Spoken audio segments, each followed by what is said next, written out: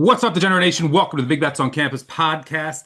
This is the college basketball weekend betting preview. I'm Stuckey, and joining me, as always, my fellow BBOC co-hosts, Greg Waddell and the one and only Jim Root from the Three Man Weave. A lot to get to today, as always. We'll get to our futures roundtable. A little quick rant of the week coming up. We'll buy low and or sell high on some teams, and then we'll go rapid fire through a very, very appetizing and intriguing weekend slate with a lot of marquee games on the docket. So excited to get your guys' thoughts there. Let's get right into it with a rant of the week. Could be anything. Takeaway, could be bad, good, indifferent, wherever you want to go with it. I have a couple of things I want to touch on. One is it's ugly what's going on with the WAC and Utah Valley. I mean, they're not even streamed. Their games aren't even going to be streamed now. That just got announced. The rest of the season. I assume they're going to sue, but as of right now, they're not going to be in the final WAC conference tournament. And I mean, they would probably be. Would they be? Probably be the favorite. Yeah, I mean, I think yeah, so. them Yeah. Baptist and Arlington would be close behind, but Utah Valley would have been the favorite. So now it's a six-team tournament. I already know that I'm going to lose money on Tarleton in that, betting on the upside of Tarleton. I never know what's going on with that team, who's coaching them, if Dior Johnson's playing, where Freddie Hicks is in the country. Who knows, but uh I'm already going to lose money on that. But this is maybe it's just a nice homage to the final Great West conference tournament. It's 10, I don't know, 13 years ago, maybe 2013, when and that happened because Utah Valley was leaving, oddly enough. Chicago State won on the final day to finish in a tie for last, but they got the three seed in that five-team bracket, and then they ended up winning it. But they went to the CIT. You didn't get an NCAA tournament berth. The WAC winner will go to the NCAA tournament, but one of my all-time favorite conference tournaments, the old Great West. So yeah, pretty sad what's going on in the WAC. Some other key takeaways. The UNLV Fresno game was wild, by the way. Um, I had some awful meltdowns. Whoever I bet on the last 2 minutes is insane. The meltdowns I've had over the past week. Finally, Okori got me a nice winner with it. So shout out to Ibuka for the layup at the bell to get Stanford +4 to the window. But the Bonnies against Mason was a nightmare out of hell. I mean, they couldn't. This is a team that's like 80% from the line. They could not make a free throw. Blew a 14-point lead with 8 minutes to go. We're just in complete meltdown mode. I mean, I could go on and on, but Bradley against Valpo, they gave up a three. They fall down, give up another three, miss a free throw, and then Valpo doesn't foul over the last 20 seconds.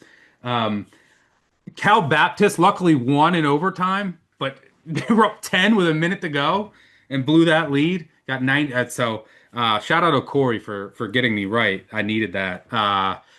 So just the ups and downs of college basketball. It's a grind. You got to just accept you're going to get screwed. Teams are going to melt down, and it's part of why I love it though. And I know we're going to talk about this later, but actually I'll save that. Yeah, I'll save that and get to you guys. So Jim, I'll go to you first. Any thoughts on the whack uh and where do you want to go? Yeah, the whack makes me sad. I love whack Vegas. It got my guy Ben typically calls the game on ESPN Plus, Ben Wilson. So he's got an affinity for it out there at the Orleans. I know they've like bopped around different venues out there because they just go wherever they're welcome or wherever there's not another game. But if it's six teams, it's going to be a short tournament. And Yeah, there's before no you even playing. There's said gonna be no playing now, that playing game that they have.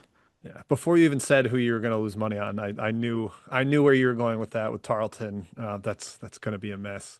My mini rant is just what the heck is the ACC schedule? Why does I know this has kind of been a thing since preseason, but why doesn't every team play each other? I understand we have these super conferences and there's going to be unbalanced leagues, but in an 18 team league, if they're playing an 18 team or 18 game schedule, every team should play every team once, and then you play a rival twice.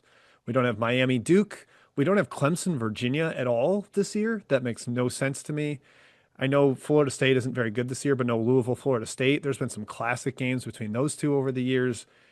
It's nonsensical to me. Somebody in Discord I'm in told me that the ACC football schedule next year, not every team is playing the same amount of games. I don't understand the conference at all, what they're doing. These super conferences are too big. It's dumb.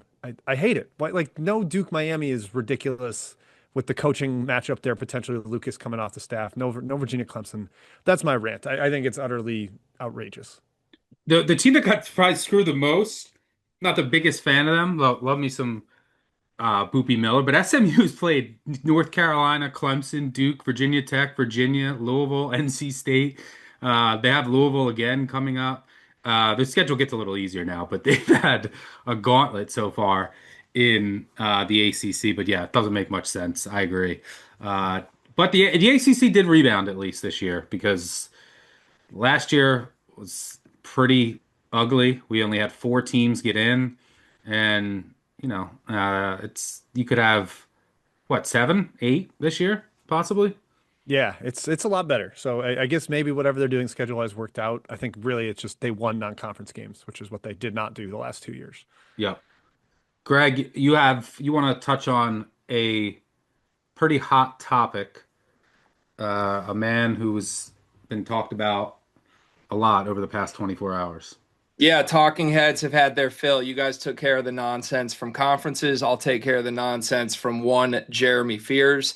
I'm tired of the discussion around it. Obviously, I'm tired of his antics, but I don't understand what's so hard about just saying he's dirty. He is, and then letting Michigan State fans say we have to root for him anyway. Like, we don't need apologies from Michigan State fans. We don't need to blame this on opposing coaches and what's being said or not being said. We don't need to blame this on Tom Izzo and accountability. He doesn't need to be benched before Illinois this weekend. He's a dirty player. There have been dirty players before. And when your team has a dirty player, it sucks. He's also really good. And Michigan State fans are allowed to root for him. It sucks. But like, I just don't get what's so complicated about that. Those things can happen at the same time. We don't need a million talking pieces on how to fix this problem. He can fix the problem. He's not fixing the problem. Maybe he will one day. Maybe he'll snap his fingers about it. But I'm very tired. It's disrupting fun basketball games. I mean, obviously, I care about the Michigan State rivalry. I like watching Michigan State and the toughness things they do at home. Michigan State, Illinois this weekend should be incredible if we can all just shut up and accept that this is what it is without making it bigger than it needs to be. Well, there's something ironic about your first topic being something that you're saying is it shouldn't be talked about anymore. But so I don't know how to respond. You don't want anyone to talk about it. But yeah, I'll talk about Michigan State more in general. I mean, fears is we talked about this last week. Like, I don't think Michigan State has Final Four national title upside because of their offense. And like, they could lose to anyone that can take away the Minnesota's probably the best transition defense in the sport for my money. I mean, when you look at what they take away, I mean, their transition rate allowed this year is 8%. The next lowest is Liberty at I think 12. So I mean, they have the lowest transition rate allowed by far in the country, and I think they're like 97th percentile in efficiency when they do. You take away, so that's why it was just a nightmare matchup, Minnesota for Michigan State. You take away Michigan State's transition offense and you make them operate in the half court, it gets ugly quick. So that's one, like, I don't see it. And Fears is part of the problem. Look, plays hard, controversial, good player, but his offensive, arsenal is limited for sure. I mean, just let that guy catch and shoot threes until the cows come home. Jim, any thoughts on Sparty? I mean, if we'll do buy low, sell high in a minute. We'll actually do that before the futures roundtable. But like, if there was a time to buy, we want to buy in college basketball and sports in general and investing, you want to buy low, sell high. If there was a time to like buy Michigan State, right? Maybe it's now. I'm just not there because of their offense. Do you see anything worth uh, buying into for Sparty? Not really. I mean, I think they're probably priced fairly, or maybe even a little high at this point. Like, I don't really think they're the 10th best team in the country. I agree they're the fourth best offense. I'm not buying a top 50, or excuse me, the fourth best defense. I'm not buying the fourth best offense. As you said, you take away transition, and if you can defensive rebound at all, then they can't really do anything in the half court either. It's a lot of volleyball on the glass for them. They're incredible on the boards, so it's much easier said than done, but they're not going to give you a lot of spacing. Fears is just going to kind of get into the lane, loves to throw up some oops or some floaters, and they try to just go after and get that. I think they're priced fine, and without dabbling too far into the Fears discussion to not incite too much out of Greg. Yeah, I mean he's dirty, and if they like opt to suspend him for a game to try to send a message, then I'm fine with that, and let's move on. And if he does it again, then you re-explore it. That's I'm good with that. I think they just sit him and comes off the bench in like the under 16 timeout. Uh, Gets a huge crowd eruption when he comes yeah, back in. It yeah, like helps spark the crowd. Yeah. Guys, yeah. He'll go. if they start Denim Wojcik against Illinois, their backup point guard's out. Yeah, is he hurt? What's the status on it? I didn't even see that because It he left and didn't sounds come back. ominous. They're not saying anything, but they were like, this doesn't look good. He might miss the rest of the year. Oh So like man. I don't know if you can do this anyway. It's all a charade to me. Just he's dirty. Let him play. Whatever. Who cares? I So want Denim Wojcik minutes. I want him. I want to watch him. Wojcik versus the hottest player in college basketball history right now, Wagler, who can't even miss from 50 feet. Um, but I mean, so Fears has got to play. He's got to play like 95% of minutes now, Yeah. right? I mean, he plays like 80, but that's yeah. If Ugochukwu's out for the year, that's troubling. Fears can get into some foul trouble sometimes too. I mean, obviously, I mean, that would be a big loss. I mean, because you can't have. I mean, like Tang and Fort, they can't play point. Um, man, that would definitely hurt their depth. All right, let's get in. Let's buy low, sell high. You can go either direction or both. I'll make mine quick. I'm both in the same conference. I'm going to go to the SEC. All the way out on Alabama. I don't care what happens with Bediako. This team. Look, their offense, if you look at the metrics, yeah, maybe it's a little better this year than it was last year. The top five offense. They can, they're going to shoot a ton of threes, which does make their games high variance. And on any given day, they can play with anyone. But their defense is significantly worse than last year. And they are not anywhere in the realm of having the defense that's capable of making a deep running, winning the national title. Could they get the Elite Eight or Final Four if they're making the threes and it breaks right? Sure, but I don't think that they can beat these elite teams. And I think the last two games were very telling. All that back and forth with Florida, and look, you lose at Florida, you're a sizable underdog. That's fine, but to just get destroyed and it be uncompetitive was telling. And then Bama last year, and Bama in this spot over the past couple years against A&M, they bury them. All right, they win that game by double digits. And the fact that they had to barely hold on and gave up 97. And look, credit A&M. Like A&M is way better than I thought they'd be. Buckyball is translating way quicker with that cast of characters than I thought it would be. That team is feisty. That team fights. And if that team is a 7 or 8 seed in like you're a 1 or 2. That's the team you don't want to play because of their style. That is a team you don't want to see in your second game if you're a 1 or 2 seed. So I got to give a lot of credit to Bucky, but I'm all the way out on Alabama, and I'm kind of starting to buy into a team that I was out on, and that's Tennessee, and that's just because of the development and progression of Nate Ament. I mean, this is a guy who looked timid, especially when he went up against like elite competition, a bit soft, a bit, just I don't know if I really belong here yet. And it's been a rocket ship watching his development and his confidence and just his ability to get his own shot, and his offense in the half court raises the ceiling for this Tennessee team significantly. It's not as elite of a defense as Barnes has had in the past, but it's still very good. They still can just abuse teams on the offensive glass. Their depth, their interior depth is building and getting more confidence. So Tennessee is a team that I think is a lot more dangerous than I actually thought a couple weeks ago. Jim, I'll go to you. Any quick thoughts on either one of those teams? Yeah, selling Bama. I pitched them to be the Final Four or part of our futures portfolio last week, and I wasn't totally shocked by what happened against Florida, but I was really disappointed in the Texas A&M game. I'm with you. That is a game that past Alabama teams just light the world on fire, and they made 16 threes, but they had to take 48 to make them, and they only forced 6 turnovers against A&M. They don't do that at all. Bottom 5 in the country in turnover rate. Like they defend like Creighton with Kalkbrenner, except they don't rebound like Creighton with Kalkbrenner. They don't block shots. They don't take away twos quite as well. It's a Foul all the completely, time.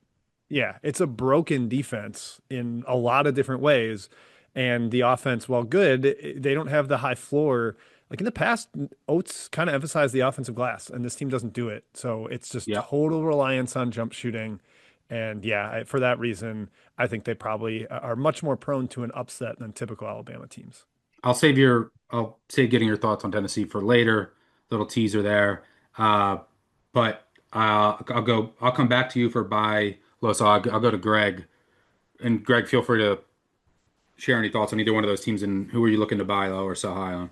Well, I agree with your praise for Amen. I was very out on him earlier in the season, and I mean, we probably shouldn't be surprised. You look at the rest of this freshman class, anybody rated in the general realm where he's rated is phenomenal right now. But I think he's getting more comfortable shouldering the burden night to night, which maybe is a surprise. Sometimes you see the freshman wall in early February, but they just put so much on him and Gillespie every single night, and I feel like it was a little bit of a shock to the system by the end of non-conference play that was a night in, night out thing for him. You can see that he's sort of taken ownership of that responsibility. So I think it's a good shout. I'm going to stay in the Big Ten, of course, for a buy low on Washington, who I think is about as low as I'll ever look to buy low on right now. They're 12-11 overall, 4-8 in conference play. I mean, they need to go. How many games do they have left? 8, 7-1 down the stretch to like really feel like they've got a shot to make the NCAA tournament. But the thing is, I think they can.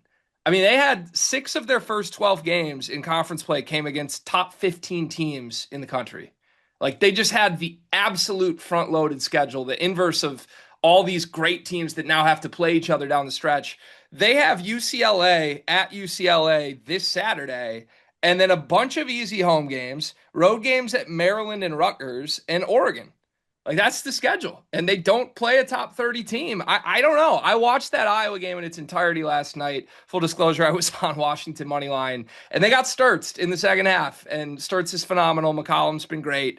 That team is clearly separating as one of the upper echelon teams in the Big Ten. Washington hasn't yet, but I still like the pieces. I think with Ognisevich back and Steinbach, I think he can kind of dominate the very bottom of the barrel in this league that really hasn't been put on a tee for them. I just won't be surprised. Ken Pom has them projected as winning 7 of their final 8. I think that's extremely doable when you look at the schedule. And I think almost so much revolving door personnel wise early. It's like we don't know Yep. who our guards are. Now we've figured out who we have. Zoom Diallo had 12 assists against Iowa. I think it's a good buy low candidate. Yeah, I agree. I'll be looking at them depending on the number at UCLA. I think that Washington can just dominate the offensive glass there, which is really going to raise their floor and keep them in that game. I think UCLA still has a little bit of two-way 3-point regression coming its way too, but I, yeah, I like the Huskies there, and they're they're certainly live to make the tournament with this remaining schedule. Jim, what do you got? Yeah, I just want to say if you're the last East Coast road trip they have to do, as Greg said, is Maryland and Rutgers. Like there are no more doable road games in that conference than those two. So that sets up well for them. I'm selling George Mason, unfortunately, and they kind of started it Wednesday night. They lost at home to Duquesne, and it's been Who a was little. down to multiple? Who was down multiple starters? They had like one guy coming off the bench. Yep, and Mason got Alan Spock back, and he's been back, and just didn't quite push them over the top, and they've kind of been playing with fire. It's been close games against a lot of teams that are worse than them.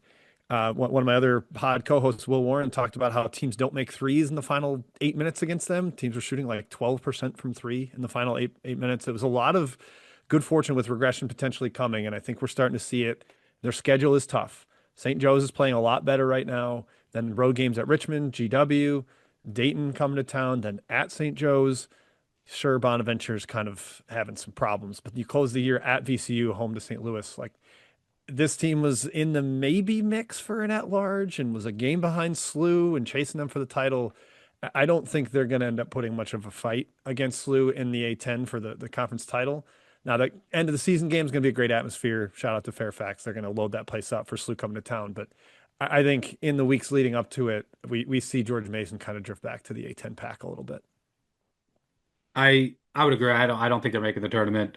They've been so lucky in so many close games. Uh, Bonnie's is like the opposite. I've been betting Bonnie's a bunch lately. They keep losing like every close game. I don't know if part of it is just they wear down, which could be part of it because again they don't have any bench and they. Uh, but I mean I love Frank Mitchell. I Simmons and Bowen. Charles has been a pleasant surprise. But they just don't have any depth at all. That's their problem. But they've been extremely unlucky. I mean, all season long.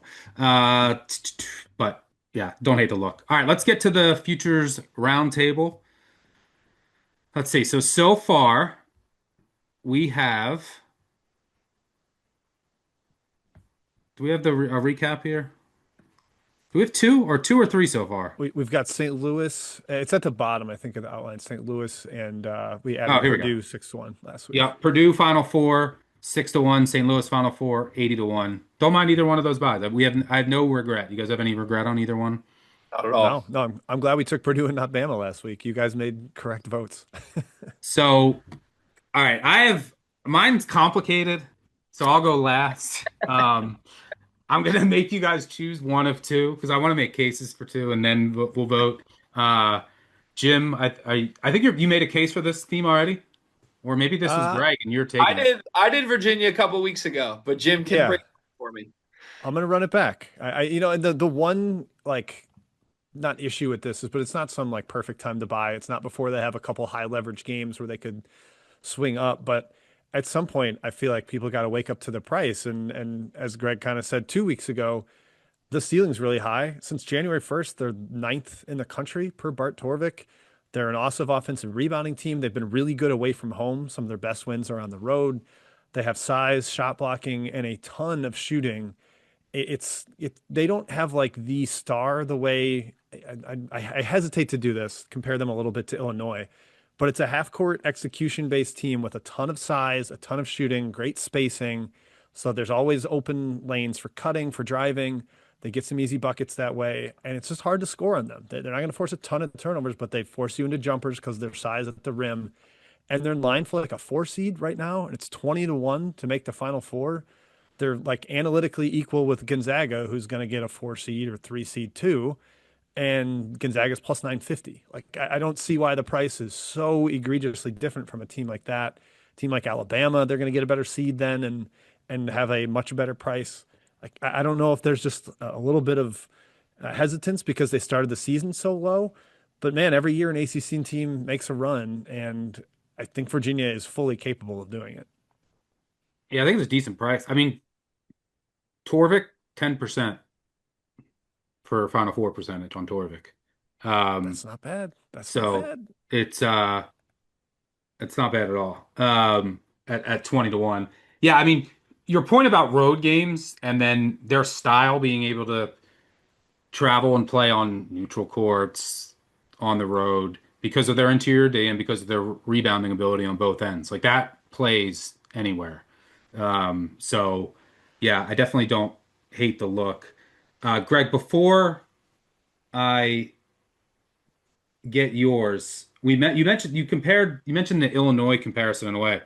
I know you're extremely close in the Big Ten. What are your thoughts on Illinois and what's going to happen? Like what has happened with Boswell out and like with him without Boswell, and what do you do when he comes back? And what? That's a very odd situation because they turned into a rocket ship without him. I mean, I think per Evan Mia, if you look, I mean, Boswell was their second highest rated offensive player. Um, and he obviously has a lot of skills on the defensive end, but is like, how do you think about that whole Illinois thing with and without Boswell? Great question. So I actually think the rocket ship took off before Boswell got hurt. I think it was when they figured out they need to slow tempo down dramatically, which is something Brad Underwood teams haven't done really in 3 or 4 years. And it started right at the end of the non-conference, and it worked. And then they made it maybe 3 or 4 games in the conference play. I forget when Kylan got hurt. It's definitely gotten more shooting on the floor, and Davis analytically is in all of their best lineups according to every possible lineup data service you can find. But the thing is, I think as long as they don't go heavy on Stojakovic Boswell lineups together, they'll navigate this. And if you think about it, Underwood has been, experienced with dealing with this with when Terrence Shannon returned a couple years ago when they figured out Marcus Damask booty ball in the half court. I think it's easier with Wagler. If anything, Boz is just going to help their perimeter defense. I'm not all that worried about it, but I would like him sooner rather than later to return so we can get a couple games under their belt before March. I also would mention, I think one of the biggest differences with this Illinois team might be their defense. I mean, so before you used to think about Illinois as like the purest of drops.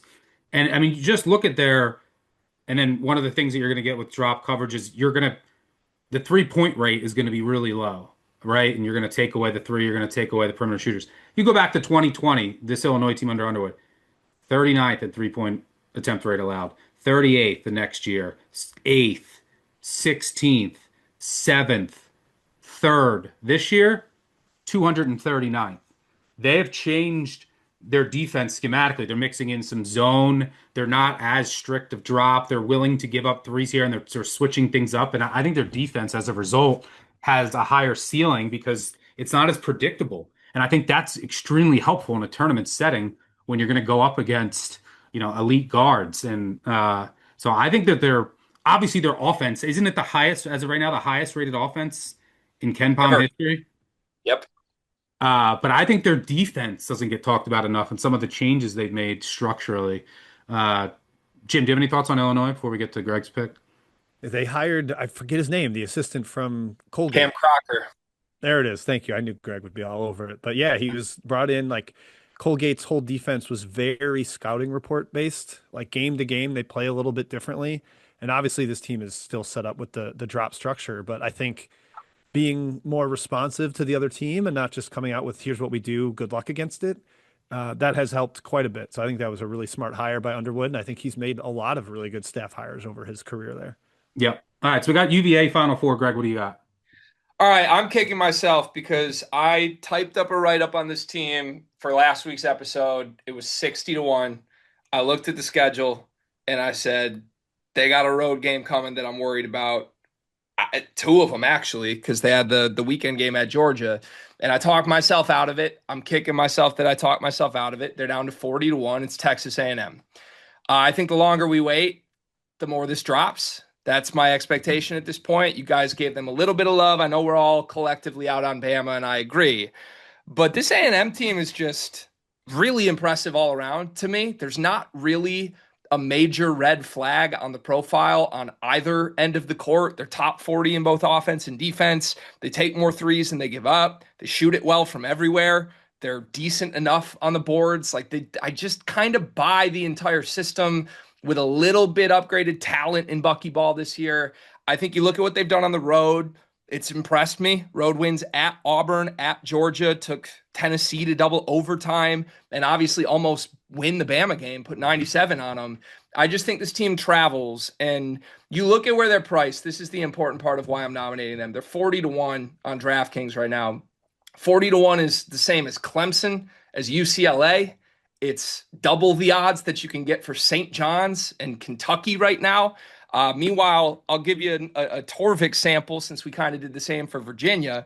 If you go back over the last 12 games for Texas A&M, They're 14th nationally going back to the middle of December, 10-2 in that span, ahead of Virginia and Tennessee and Michigan State. So I just think this is the best price you can get. Like I said, I'm kicking myself. I didn't nominate it a week ago, but I think we'll look up in a week or two and see them 18 to 20 to 1. If they beat Florida this weekend, man, that'd be the right timing. You got to get in before Yeah, that if they timing knock wise, them off. because they're not going to get hurt too much from losing that game, but they'll definitely raise some more eyebrows if they win that game. All right, I got two because I want to tout both of these because I'm going to bet them myself. I want you guys to choose which one to put in. They're conference futures. So number one, I'm going to try to do this without getting too complicated. Number one is Illinois to win the Big Ten plus 120 out there. I think they should be favored. Here's the thing. Illinois is we just talked about their defense, their offense with Wagler is incredible. As of right now, the standings, Illinois is tied. They have one game. Michigan's going to beat Penn State. I assume they're up 20 right now. I don't know. So they're going to be tied at 11-1 each. So if Illinois beats Michigan State this weekend, then I think they're in phenomenal position. But let's say they drop that game, and so they'd be one game behind Michigan. They still host Michigan, and they split with Nebraska. They won at Purdue. That is super important because every tiebreaker will go if they beat Michigan at home. Like this is basically a bet on them beating Michigan at home. Or if they win at Michigan State, they can probably afford to lose that Michigan game because Michigan's schedule, Michigan still goes to Purdue. They go to Iowa. They have the rematch with Michigan State. They're at Ohio State. Like their schedule is significantly more difficult than Illinois, who is at Michigan State. Then it's home against Wisconsin, home against Indiana. They make the West Coast trip to USC and UCLA. Then they get Michigan at home. Then they close the season with Oregon and Maryland. I mean, their schedule is real easy. Then you might say, okay, do we have to worry about Nebraska or Purdue? Maybe, but I mean, Nebraska and Purdue, number one, they play each other. You're going to get a loss there. And like the round robin records, if they beat Michigan, they're going to have the head-to-head record. Like there are so many different ways that Illinois can win the regular season. And I looked at all the tiebreakers. So I think getting this ahead of that Michigan State, because they win the Michigan State game. You looking at the schedules, they're going to be in extremely an extremely good spot to win the Big Ten. So that's my first suggestion. My other, really funny. I was looking at this on FanDuel, and I was gonna bet it, and it was like at 4 a.m, and it got hit, and it went down 50 cents. I don't know who else in the world it was. I was like, who else could be looking at this right now? So it got this a little bit worse price, but St. John's to win the Big East plus 350-ish. Here's the case. If they host UConn, so you want to get this before UConn game on Friday, coin flip game. They swept UConn last year. They sweep UConn this year, they're winning the Big East, the Big East regular season, which is possible. But why I like this at this price is because if they split with UConn, the difference in their remaining schedules is St. John's hosts Villanova. UConn goes to Villanova. And if UConn loses that game and St. John's wins that game at home, Villanova is going to finish third in the Big East. St. John's would have the tiebreaker over UConn. So I think where they got Nova and they already beat Nova on the road, I think gives them a little bit of an advantage. Illinois is probably my favorite, but I wanted to throw that one out there too, timing-wise. Jim, I'll ask you, which do you prefer of those two? I think I prefer Illinois. St. John's offense is concerning to me, but they have it all in front of them with both UConn games still to play. And as you mentioned, they won at Villanova. They got the schedule benefit of playing that at the 76ers arena, whereas UConn has to go to Finneran and actually play on campus. So I think that's a little tougher for the Huskies. It makes sense to me there, but the way you set up the Illinois one with the schedule and the tiebreakers, I'm buying it pretty hard. And that team is playing so well right now. Yep. Greg, you agree? Illinois over St. John's? I think Illinois is playing as good as anybody maybe even including Arizona in the country. I think my only question with this bet right now, if they beat Michigan State, what do we think happens to that price? They'll be like -1. You think it jumps Yes. a lot? Yeah. Yeah. Because that's a coin flip game. And with the schedules, I think they'd be like -120, -130. I'll issue a quick correction. UConn does play at the 76ers arena when they go to Nova too. So for any listeners screaming at us, I got you there. You said you still like the bet if they lose to Michigan State. I think I'd like it more if they lose to Michigan State. And that drops to like 2-1 or more. No, I wouldn't drop the 2-1, but With a loss? +1. Maybe you can get like +130, +1.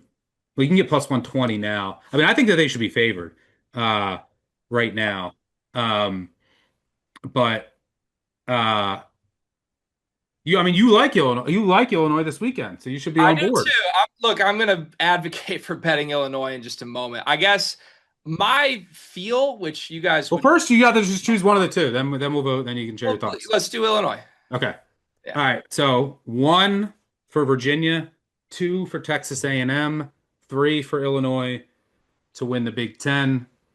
3, 2, 1.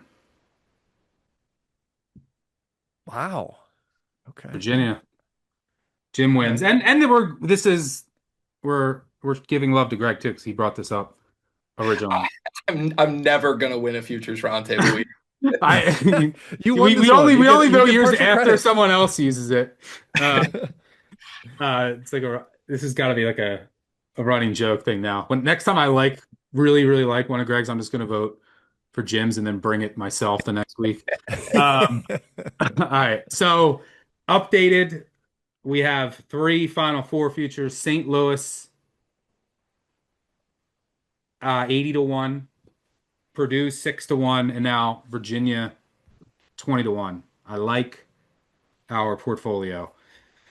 All right, let's get to the weekend. Go a little rapid fire here. Well, before we get to some of our best bets, I do want to quickly pass along an incredible offer going on for Action Pro. If you're not already an Action Pro member, now's a great time with Super Bowl 60 right around the corner. Action Pro users get real-time, immediate notifications when any of our action experts track a pick, whether that's Chris Raybon, Sean Koerner, myself, or any of our experts. You want to get that notification before lines start to move, especially important with props, with the Super Bowl coming up. And to celebrate Super Bowl 60, you can get $60 off a year of Action Pro right now. Just go to actionnetwork.com/pro to get started. That's actionnetwork.com/pro for $60 off an annual subscription at actionnetwork.com/pro. All right, let's go around the horn and talk Friday. If you really would like something Friday, but Saturday, Sunday slates all in play. I got to start with, I guess I always got to start with an ugly one. That's my MO. All right, let's go. Let's go with, there's both of these teams are playing right now or tonight, so I don't, that could change the formula. There's injuries, but Ryder, who's that's Oh God. Oh God. against Merrimack, the best team in the conference. This Ryder team, like one of the least experienced teams in the country, they're playing better of late, but I like this matchup against Merrimack because what can Ryder do? Ryder can do one thing very well, and that's offensive rebound. And against that Merrimack zone, that's going to go a long way in keeping him in this game. Go back to the first meeting at Merrimack. Ryder lost by 2. They out rebounded Merrimack 41-18 in the game. They can get enough offensive rebounds here. It's about time to sell high on this Merrimack team, by the way. No one, I get that their zone is very good. I love Joe Gallo. But this is just too good of a matchup in a game that's probably going to be ugly. It's going to be very slow, limited possessions. Offensive rebounds will keep Ryder in this. I don't know. Can we get 10? I would love 10. It'll probably be like 8.5. But Ryder's my first look. It's probably one of the ugliest games on the board. But Yeah, you Greg, you have to start with a bottom 15 team in the country. It's like you're trying to out ugly yourself. It's I incredible. had it circled. I had it circled. It is my ugliest game on here. The other ugliest one I have is Lamar, um, who I think doesn't match up terribly with Stephen F. I know Stephen F. Austin's been just a monster at home, but we might get a good price on Lamar um, on the road. But Greg, what do you got? I know that you're not going to go down to the bottom 15. I can always count on you for that. Oh yeah, if you need the sexy games, I'm here for it. I'll go back to your Illini stuck. I do think they get a statement win at the Breslin Center. Michigan State's entire thing for 30 years: defend, rebound, run. Okay, let's go through those boxes. Defend, the number one offense in Ken Palm history. Easier said than done. Rebound, Illinois is elite on both ends on the boards. I think they're going to be up for that challenge against Carson Cooper, who's really been struggling in the last two games. Run, good luck against an Illinois team that has been limiting possessions so well for 2 months now. I think they're going to do a great job against Michigan State's transition attack. Think about that half court offense. It really comes down to, can they get to the free throw line with all the fears drama and him under a microscope right now against the number one team at avoiding fouls defensively in the country. I just think this is a nightmare matchup and a statement game for Keaton Wagler and the Illini. My only worry, I mean, obviously the spot is all, you have Illinois who just won at Nebraska, beat Northwestern by 150 when Northwestern went, I don't know, what they go, 2 of 30 from three. I think Illinois hit 13 threes in the first half, including a half-court buzzer beater. Like you were getting to the peak of Illinois, Michigan State bottoming out. Like from a buy low, sell high perspective, and Illinois has been shooting the three really well. The one weakness on Illinois that I can point to is their efficiency in transition defense. I think they're in like the 25th percentile. Now, if they're making every three and scoring every possession, it doesn't matter. But like if they have an off night, like an overdue off night from three, Michigan State does have a path to some runouts here and then to get the crowd into it. That's like the only wart on Illinois is like if you can actually get in transition. The problem is you have to stop them from scoring to get out in transition, which doesn't happen often. Jim, I'll let you break the tie there. Spot versus the torrid hot team. I don't know. What's I'll that take line? Illinois. Pick? Yeah, something like one or pick either way. I would think I'll ride with Big Ten man. I'll go with Illinois. What do you got? What else? What do you got? Well, here's your. You can start with this in the SEC. That this was going to be one of my favorites. So I completely agree with you here. Yeah, I swiped it from you. You hinted at talking about Tennessee earlier. I'll go ahead and do that. I was chopping it up with my buddy, a listener to BBOC, Al K. So I got to give him a shout out. But it's a little very similar, really, to the angle I had last week with Illinois road revenge at Nebraska. I'm going to do that with Tennessee. They lost at home to Kentucky in a game that they controlled the entire way. We're up double digits most of the first half, still up most of the second half until a feverish Kentucky run late. They grabbed over 50% of their misses, which I think they're going to do again. Now they let Kentucky get after it on the offensive glass too. That's a little bit concerning. But we talked about the Ascension. Gillespie, I think, has a huge game against a team that doesn't really have a great point guard. They got some length in the backcourt, but I think Gillespie kind of has his way just as he did in the first matchup when he had 24 points, 8 assists. I just think they're better. And like that spot I always love of road revenge where they blew the game at home against a team that they're better than. And now they go on the road. It's going to be right around pick -1 again, just like the Illinois game we discussed. I'll take the Vols there on the road. I love that spot. I completely agree. And one of the warts for Tennessee is that they will turn it over a bunch, like that. But Kentucky's defense doesn't pressure you, and they're not going to turn you over, so they can't. They're not really going to fully exploit that. My one thought is, do you like? Does it move the needle at all for you if Akpara plays or doesn't? I mean, some of their guys that have, some of their younger, like I've been impressed with Dwayne Brown's minutes, and the uptick in his usage. Does it matter to you if Akpara plays or not? I think I'd like him in there, but I'm still betting it if he's out. I mean, Brown got hype in the preseason, like out of their camp. It wasn't quite Keaton Wagler hype, but they're like, oh, this is an underrated freshman who's going to contribute. And when Cade Phillips went down, he ascended into a bigger role. They're getting a little more out of Estrella. And then Jalen Carey's just been a complete animal, like perfect Yep. fit for their scheme. And I think I'm okay with him getting more minutes if that's what it comes down to. Yeah, should dominate the offensive glass here. Uh, I'm gonna go. I'm gonna look for another team to sell high on. I've been impressed with them lately, but I think we might get a decent price to fade them here. I'm gonna go to the ACC, potentially look to fade NC State as a maybe a double-digit favorite against Va Tech. They're coming off that win against SMU where they were white hot in the second half against a bad SMU defense. But I mean, you look their last five wins, they beat Clemson in overtime. They lost at home to Georgia Tech. They beat Pitt, Syracuse, Wake, SMU. I think, and look, they're shooting like, I don't know, over that stretch, like 45% from three. Their defense still leaves a lot to be desired, in my opinion. And in this particular matchup, uh, like NC State wants their best asset on their defense is they turn you over. They can turn you over. Vatek doesn't turn the ball over. Uh, I mean, Vatek's defense, they can get crushed on the offensive glass, not a strength of NC State. So I don't think this is a terrible matchup for Vatek. I think they can keep this within single digits. So I'll be looking at the Hokies in a decent matchup, decent sell high spot. I mean, they played Duke really tough. I mean, that was another meltdown. I don't know how that game ended. I bought that line went up. I bought Vatek. We heard about some illnesses with Duke. It was like a 6 point game with like four to go, and they just didn't score again. The boot missed.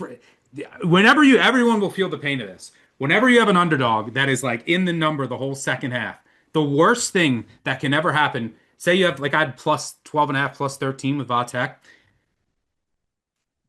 There's three to go. The favorite is up eight. They're at the line for a 1-1. Miss it. They get the offensive rebound. I could bet my net worth that there's a three coming, and then Boozer hits a three, and it is the worst. The other worst swing is when you miss a front end. You know that there's gonna be a transition three. The 1-1 swings are just absolutely vicious. But yeah, I'll be looking at the Hokies catching a fat number. Also, week off from that Duke game. NC State went down, won a thriller against SMU, so extra time to prepare for a good schematic coach in Mike Young. So I like that spot for Vatek. Greg, what else you got? I'm going to the Hoosiers back home from a West Coast trip here. Obviously, an impressive 2 out of 3 stretch with Purdue and UCLA victories. That double overtime game against UCLA, I just think that took their legs out. They end up succumbing to fatigue and losing to Muss's Trojans.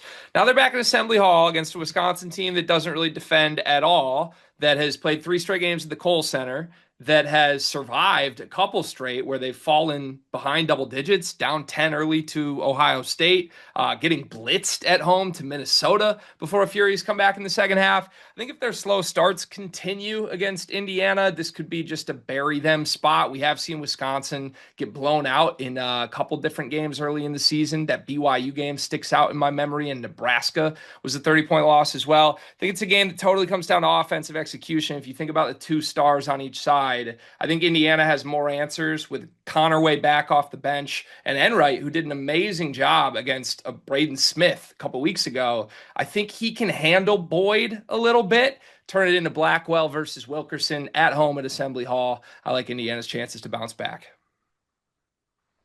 Like the look. Greg, Jim, what do you got?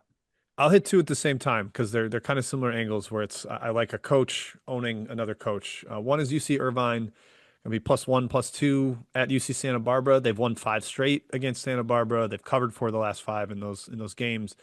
Russell Turner's been an institution in this league for years, like has built Irvine into a total powerhouse. And Pasternak's been good at Santa Barbara, but more of a talent accumulator. And I think when he plays a team of similar-ish talent like Irvine, they really struggle. They struggle against that defense because they can't manufacture good shots inside.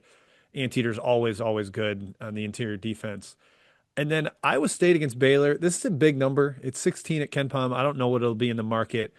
But Greg, can you tell me the last time Scott Drew covered against Iowa State? Oh, God. Tell me like 5 years ago. Yeah, we hadn't heard of COVID yet. It was January of 2020. And he is 0-9 against the spread against Otzelberger. He's 0 for his last 11 against Iowa State in general.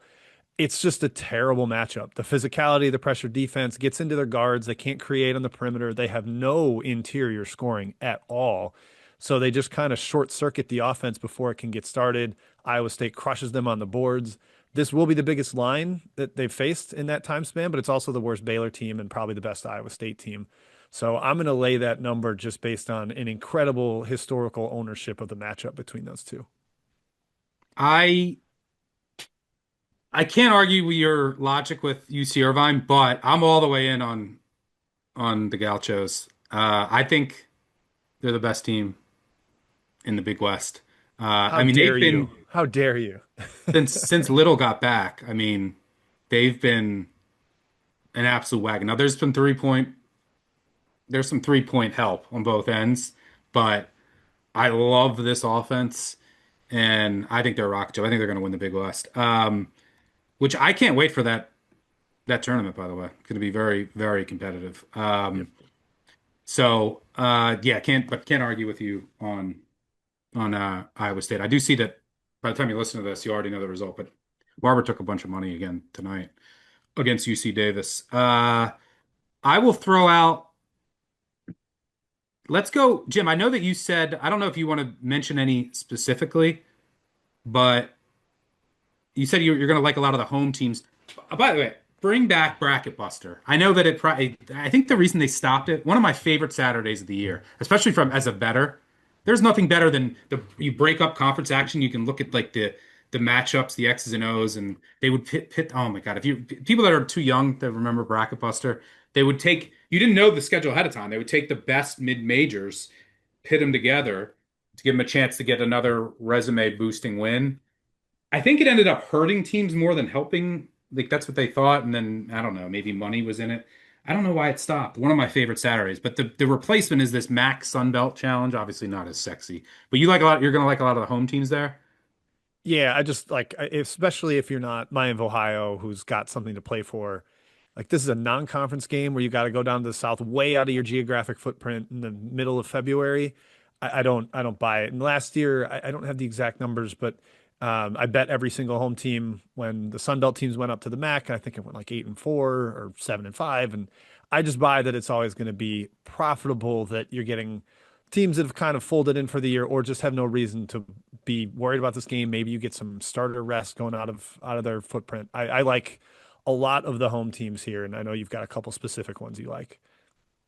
Yeah, I mean, my favorite one that I like is South Alabama against Buffalo. You have Buffalo coming off that close loss against Miami of Ohio, so maybe a little bit flat here, traveling non-conference. But from a matchup perspective, you might say, okay, Buffalo can shoot the three really well, and they can. They have shooters, so they're going up against the most zone-heavy defense uh, in the country. That just they're the opposite of Merrimack. They just beg you to shoot threes. But I think that they're just going to they bait you into a lot of bad threes. They're going to bait Buffalo into a ton of bad shots here. And because of that South Alabama defense, they're really bad on the defensive glass. Buffalo is a horrid offensive rebounding team.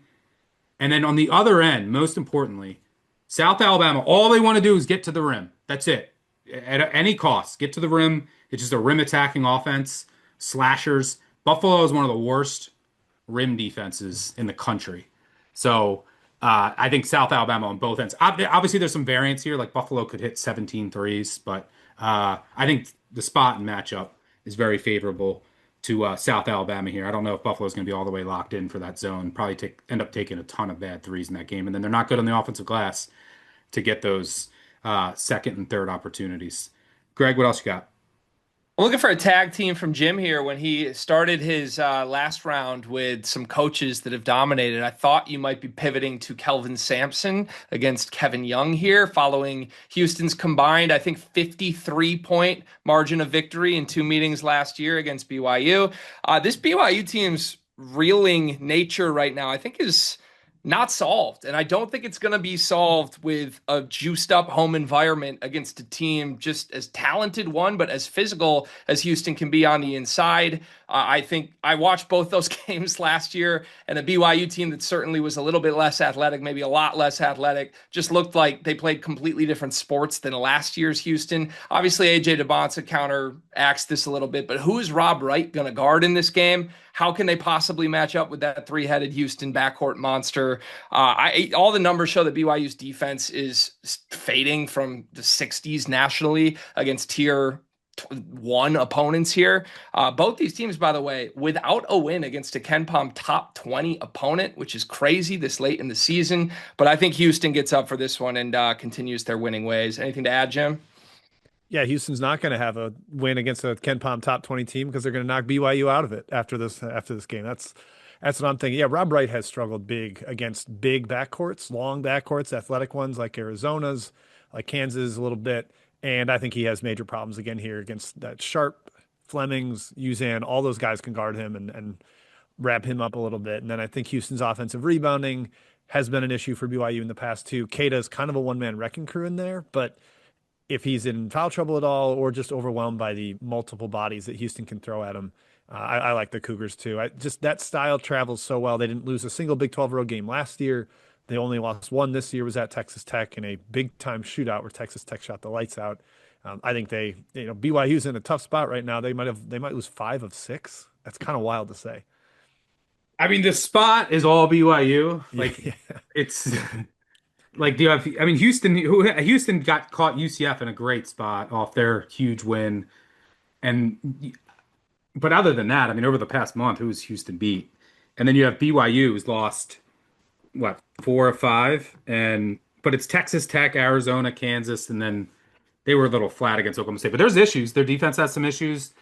Their spacing. It's basically just Saunders. So like everything is clogged for Devonsta. I mean, he's still so good. He's getting like 30, but the key for them is let me see what he did.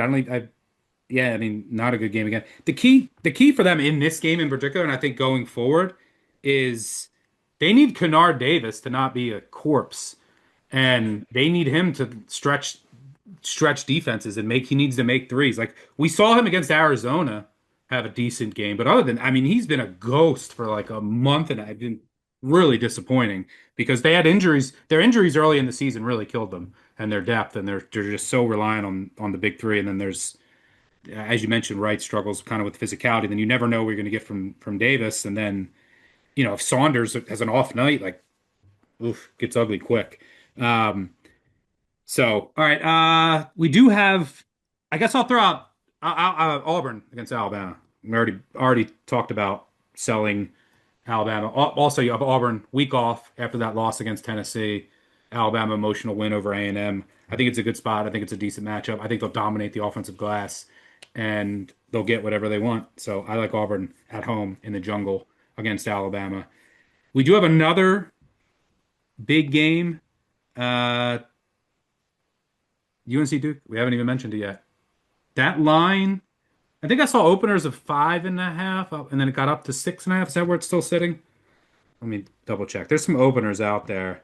But I know that you like a side there, Greg. Jim, do you have an initial lean? I don't. That one I'm very of a split opinion. So part of me thinks like Duke hasn't played much lately besides Louisville, who's kind of a wreck, a mess, and maybe Duke gets a little bit of an awakening here. And they've got an athlete to guard Cam Boozer, but nobody can guard Cam Boozer. I'm not going to talk myself into that. Yeah, there's times where I watch Duke. Their defense is obviously excellent, and there's times where I watch Duke and Boozer is so good that like their offense, like sometimes they'll turn it over a bit too much. The shot selection isn't great. So I don't know, but this UNC defense that it can be, oof, it can get ugly. Now UNC's playing better, and a part of the UNC defensive issues, like teams are shooting like 50% from three over like a 2 week stretch, so it wasn't as bad as it looked, but there are definitely some holes there. But they've kind of settled the backcourt situation a bit in Carolina. At the point, which was an issue, letting Trimble play off the ball. And then obviously I can't wait for Caleb Wilson versus Boozer. But one of the keys here in this game might be Visar outside shooting, bringing the Duke bigs out. But Greg, I know you like the heels here. It looks like 6.5 is the number out there right now. Yeah, and if it's at 6 or more, I think I got to play it. I jumped on it at 6.5, and I think you nailed it. I like the bigs for Carolina in this game. I think Visar can space him out a little bit with Big Pat. I think Caleb Wilson's familiarity with AAU teammate Cam Boozer is going to matter in this game. Now, obviously, look, being friends with Cam Boozer, I don't think necessarily means you're going to have success against him. But I think when they've got that type of size, and it really is one of those things, if you've seen it before, I think you're a little less spooked by just his physical prowess. And, you think about what killed North Carolina's defense earlier in the season, maybe a week ago. I don't want to say like it was a month ago, but it's been guard play. It's been guards that can score and shoot the lights out. Who on Duke are we worried about? Is Caleb Foster going to go for 30 to win this game? I think that's a win for the Carolina defense in the first place. If it happens, maybe you get like a weird Nick Hamenia game or something that, or maybe they just lose Isaiah Evans and he goes for 30. I don't know. If he does that in Chapel Hill, I think you tip your cap to him. I think this is a good spot for a Carolina team that honestly has won some big games at home already this year and got up for that big win at Virginia. That was a big one. Duke, I think, might be looking at those Louisville results sort of, I don't want to say overconfident, but those might have said more about Louisville than they did about Duke. And you might look up to a slow start in Chapel Hill and Carolina can capitalize. Yeah, well, Duke has turnover issues, but Carolina will never, ever, ever, ever turn you over. Um, but I think that basically this comes down to Carolina shooting. Like that's basically what's going to decide this cover. Do they make enough threes or not? But 6.5, I kind of lean your way. And then you have one more before we get out of here. Penn State, who I think is down 50 to Michigan, the last I checked. Yeah. Will you like them? Did they play?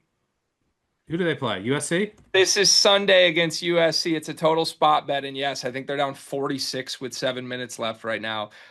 Just USC, Baker Mazara's injury coming off 2 straight wins, but the home win against Indiana that was a little juiced up. Now take the sleepiest road trip in the Big Ten every single season across the country to Happy Valley to take on a Penn State team that, yes, is getting blitzed right now, but I think at minimum it's that spooky, empty environment. Elijah Arenas was awful for his first 3 games of his career, and then he went completely nuclear at home to beat Indiana. If they have to bank on that again on the road, I'll just take the points in what I expect to be a letdown spot from us. I Get bet. better value with them losing by 50. You might get a little better value. That's great. You love Yeah, that. I agree that it's a spot I had circled. And Penn State's so young, and this is a horrible spot. They got their first Big Ten win. They go to Michigan, a Michigan team that they um, didn't. Penn State almost beat them. So like Yeah. Michigan, you have their full attention, but it's such a young team. Like Penn State is so young that I like betting them at home rather than on the road against monsters. So and they've been pretty competitive at home. I mean, you look at some of their games, right? They just beat Minnesota. They were in it against UCLA. They almost beat Michigan. Um, they were in it all the way to the end against Michigan State. So they've had some promising home results this year that can give you confidence there. But I guess one word, favorite play of the weekend, obviously number dependent, but if they come out where you think it is, I'll go South Alabama. Jim, Tennessee money line right around pick. Greg. Houston, same. All right, that'll do it for us. Thanks to Jim and Greg for joining me. Thanks to our producer David on the back end. Most importantly, thanks to all of you for tuning in. Make sure you subscribe, unsubscribe, tell a friend, tell an enemy. Leave a 5-star review if you get a chance. Make sure you check out our other episodes. We have Three-Man Weave, always do a great job on the early week episode. We have our midweek episode. Those guys kill it. And then we'll be back next week with add another future, talk about the week that was, preview next weekend. Thanks again for tuning in. We'll catch y'all later. Cheers.